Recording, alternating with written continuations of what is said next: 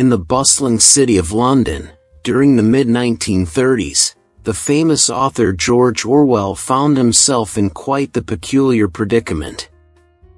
Known for his sharp wit and unyielding curiosity, Orwell had a habit of exploring the city's nooks and crannies, searching for inspiration for his next literary masterpiece. One sunny afternoon, as he roamed the lively streets, he stumbled upon a quaint little shop that caught his eye, the Curious Cap Emporium. Curiosity piqued, Orwell couldn't resist the temptation to enter the shop. Inside, he was greeted by an eccentric shopkeeper, who wore a top hat adorned with colorful feathers and a pair of round spectacles that magnified his eyes to comical proportions. The shop was brimming with an assortment of hats, each more peculiar than the last. "Welcome, welcome. I am Professor Peculiar, the purveyor of the most extraordinary caps in all of London," the shopkeeper declared with a flourish. Orwell couldn't help but chuckle at the sight of the professor, whose personality matched the name of his establishment perfectly. "Well, Professor Peculiar, you certainly have quite the collection here," he replied, amused. "Ah, indeed, my dear sir. These caps possess magical properties. They can grant you incredible abilities and experiences beyond your wildest dreams," the professor proclaimed, his eyes glinting with mischief. Orwell's skepticism battled with his intrigue, but in the end, his adventurous spirit won out. He decided to play along with the professor's whimsical claims. "Very well, show me what these extraordinary caps can do," he exclaimed with a grin. The professor led Orwell to a dusty corner of the shop, where a rather plain-looking cap sat on a pedestal. "This, my friend, is the Wanderlust cap. Put it on, and you shall be whisked away to a distant land, filled with adventures aplenty," he proclaimed. Orwell couldn't resist the allure of embarking on a magical journey. With a flourish, he placed the Wanderlust cap on his head. To his surprise, he felt a sudden gust of wind swirling around him, and in the blink of an eye, he found himself in a lush, tropical jungle.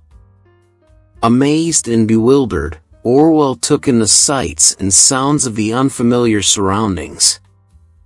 He encountered peculiar creatures, discovered hidden ruins, and even befriended a talking parrot with a penchant for poetry. His days were filled with wonder and excitement, and he couldn't help but feel grateful for stumbling upon the Curious Cap Emporium.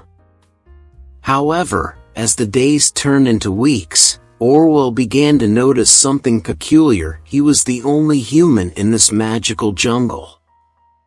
Loneliness gnawed at him, and he longed for the companionship of his fellow writers and friends back in London. Determined to return home, Orwell sought out Professor Peculiar, who greeted him with a hearty laugh upon hearing his tale. "Ah, my dear sir, it seems you've stumbled upon the cap's moral lesson," the professor said with a twinkle in his eye. "What do you mean?" Orwell asked, puzzled. "You see, my caps do grant incredible experiences, but they also come with a valuable lesson. The Wanderlust cap teaches us that adventures are wonderful, but the true treasure lies in the relationships and connections we forge with others," the professor explained. Orwell pondered the professor's words, realizing the truth in them. He thanked Professor Peculiar for the lesson and bid farewell to the enchanted jungle, eager to return to the world he knew and the people he cherished. Back in London, Orwell found himself sitting at his typewriter, ready to pen down the extraordinary tale of the Wanderlust cap and the magical jungle. The experience had changed him, leaving him with a newfound appreciation for the everyday wonders of life and the importance of human connections. As he wrote, He couldn't help but smile at the memory of the eccentric Professor Peculiar and his curious cap emporium. He knew that while magic might be fleeting, the lessons it imparted would remain etched in his heart forever. And so, George Orwell's Adventures with the Wanderlust Cap became a beloved story, spreading laughter and wisdom to readers far and wide. The moral of the tale touched countless hearts, reminding them that while adventures are exhilarating, it's the people we share them with that make life truly magical. So, if you ever find yourself in London one sunny afternoon and stumble upon a quaint little shop, do keep an eye out for Professor Peculiar and his curious cap emporium. Who knows what extraordinary experiences and valuable lessons await you inside. Thank you for listening. For more stories like this, please consider subscribing.